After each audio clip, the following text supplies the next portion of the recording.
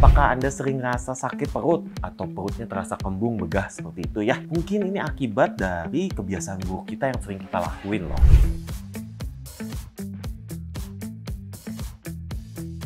Yang saya sering banyak ketemu nih ya mas, pasien-pasien di rawat inap, terutama wanita usia muda, mereka suka banget makan pedas.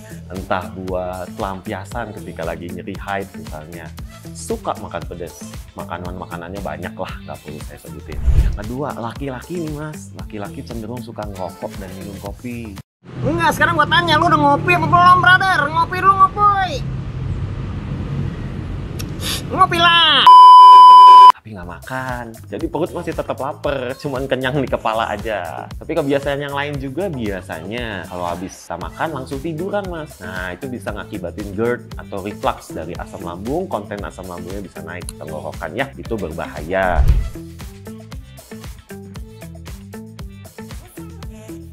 Ketika kita makan ya mas ya, sebelum makanan kita makan itu ada beberapa fase. Yang pertama ada fase falik atau dimana ketika hidung kita sudah mulai mencium aroma makanan, itu sebenarnya asam lambung itu udah mulai keluar. Ketika kita melihat suatu makanan misalnya di pinggir jalan, itu sebenarnya otak sudah ngirim sinyal ke perut, ayo kita makan gitu ya. Dan ketika kita mulai mengunyah, kita sudah mulai ke fase menggigit atau mastik ya. Sudah mulai fase menggigit, di situ mulai keluar enzim-enzim ludah. Perut juga sudah mempersiapkan diri untuk masuk makanan. Lalu terakhir fase gastrik atau fase pencernaan di lambung dan di usus. Apabila kita mempercepat salah satu proses tersebut, pasti berdampak mas ke pencernaan kita.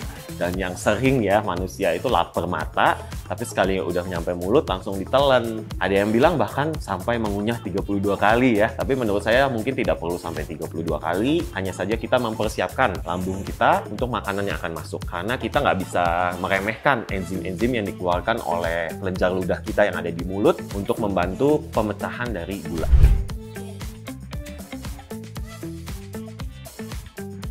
Lemak itu nggak bagus, nggak juga. Tubuh tetap memerlukan lemak untuk pembentukan protein dan hormon-hormon. Namun seringkali kadar lemak orang Indonesia itu melebihi batas yang dibutuhkan akibat konsumsi minyak-minyakan, goreng-gorengan, santan-santanan, gulai, dan lain sebagainya. Karena memang orang Indonesia cenderung suka yang rasanya gurih ya mas ya. Tapi itu males makan sayur ya. Jadi harus seimbang. Lemak itu tetap dibutuhkan dalam batas tertentu. Dan serat itu tetap dibutuhkan untuk membantu sistem pencernaan supaya lebih lancar juga keluarnya.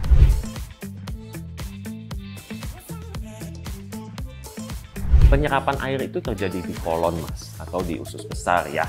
Dan ketika penyerapan makanan terakhir di usus besar, itu di situ banyak penyerapan air dan cairan yang diperlukan banget sama tubuh. Karena kita itu ingat, kita sebagian besar atau 70%, hampir 70% itu terdiri dari air.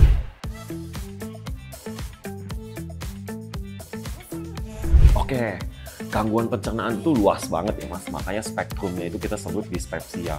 Di dalamnya itu ada GERD, ada gastritis, ada duodenitis, ada kondisi ulceratif, macem-macem mas, banyak banget ya. Nah, tanda-tanda awal mungkin yang dirasa paling sering ya, nyeri ulu hati, itu paling sering. Ini harus aware juga kalau misalnya teman-teman Lira ada yang usianya udah 40 tahun ya.